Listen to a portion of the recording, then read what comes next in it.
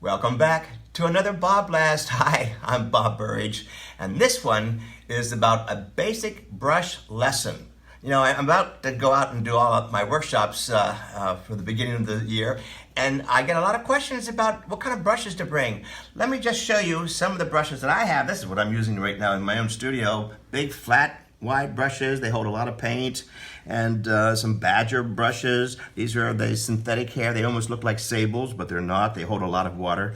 I have my wonderful Isabey mops. They're handmade in France. And then I have the stiffer brushes, you know, in different shapes. Big brushes. You won't see any tiny hairs here. And so a lot of you probably ask, why this color?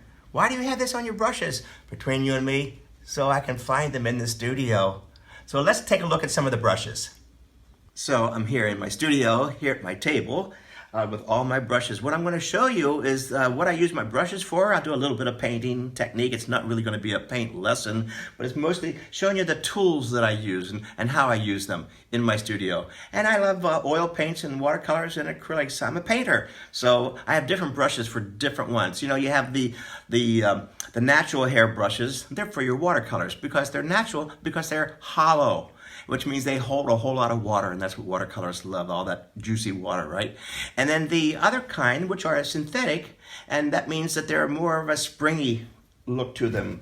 You know, they're synthetic, they bounce right back, you know, and they don't hold that much water, but they're great for pushing it all around. So acrylic painters and oil painters will use these brushes. So here's an oil brush for oil painting. And what's really nice, they're nice and stiff, and you can just short, choppy strokes, just like an oil painter. Look, the French Impressionists, look at that. It's beautiful. In, out, and you hold the brush at the very end, see? So it's kind of sticky, and that's what you want to do. You don't want to keep swirling it around. That gives it that nice, short, choppy stroke. So that's one of the nice things about having a synthetic hair. If you want natural hair, like here's a badger, it's going to hold a whole lot of water. A lot of water for if you water down an acrylic. Wet the brush. Always wet the brush first, okay? That way the paint will slide off a little bit easier. So this is acrylic. Lots of water. And the good thing about the acrylic, of course, is that you clean up the brush with water, soap and water. All right, you come across here, you can see different shapes. Here's one of my favorite. This is the Isabey Petite Gris, little mop. That really, it's like a little squirrel hair. So it holds a whole lot of water. Wet it a little bit. You can see it kind of spraying around. It's just beautiful. And they come in different sizes. Come across here and more. Look at all the different shapes. Different shapes will do different. Here's a straight edge, like a chisel edge. This is one of my favorite just because it's so wonky. It's like a French sign painter's brush, also known as a sash brush. Okay, you come across here. You probably see all these different kind of brushes here. Let me go back over here. I'm sorry. I forgot this little secret box. Oh, these are where the good girls are. The bad girls are over here. I even put a lid on them to keep them away from the other ones. These are the watercolor brushes. They're treasures. Look at this. Oh, natural hair. Squirrels. Badgers. Just crazy stuff. And I love painting with these. And I keep them separate from all the other brushes because they're so delicate. And they are a little more expensive, and I like to take care of them. So that's the technique that I use with these little brushes. Alrighty? So let me show you something else. So again, just to wrap it up, there are 15 different shapes of brushes. Round ones, bulb ones, and square ones, you know, and long, thin, skinny ones, you know, like they call them dragon tongues. And then there's 12 different kinds of hair. Oh my gosh, there's lots of choices. So you know there's no set rule. What I want to tell you is that it's personal. Don't listen to anybody else. Don't listen to me.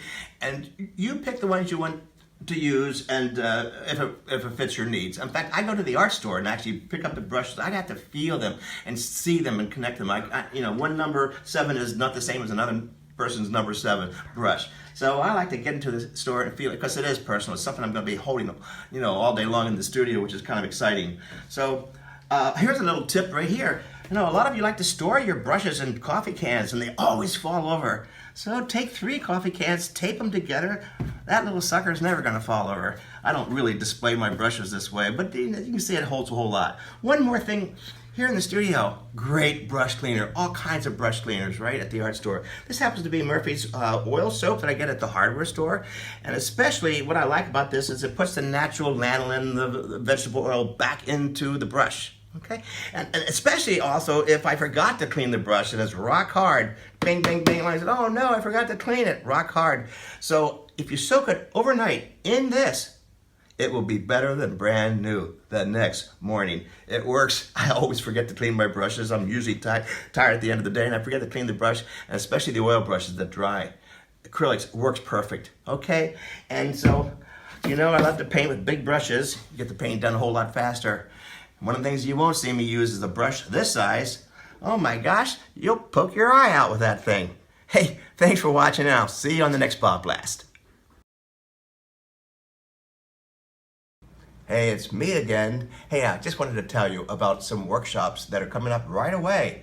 And this is the beginning of my new season, and it's down in Mexico, in Puerto Vallarta, 10 miles south of Puerto Vallarta, in a place very famously known as the Artist House, also known as Casa de los Artistas. And we have to go down there. I love going down there. This will be, I don't know, 6th or 7th time for me to go down to do a workshop. And it's January 20th. Who doesn't want to get out of the United States around January, go down to Mexico and Puerto Vallarta? It's just us in a village, a fishing village. It's fantastic. You hear the little boats early in the morning. It's where the mountain rivers come down and meet the mouth of the ocean. So you hear the best of both worlds. It's just a fantastic place. And we stay there, we eat there, and we paint there. And a couple of side trips too. Maybe I had to go out and look at the whales or something like that. It's a great place. I hope to see you down there. Then my first workshops here in my studio in California is, what do we have here? March 26th to the 30th. It's Loosen Up, 5 days, Loosen Up. It's kind of like an art school. I do a demo, you do it, I do another demo, you do it, and back and forth. So we get 10 students there in the workshop. Fantastic environment, by the way, you know, and who wants to not go to California in the wintertime? So that will be March 26th to the 30th, and I can't wait to see you here. It fills up, and for more information, make sure you go to robertburridge.com. Thanks for watching.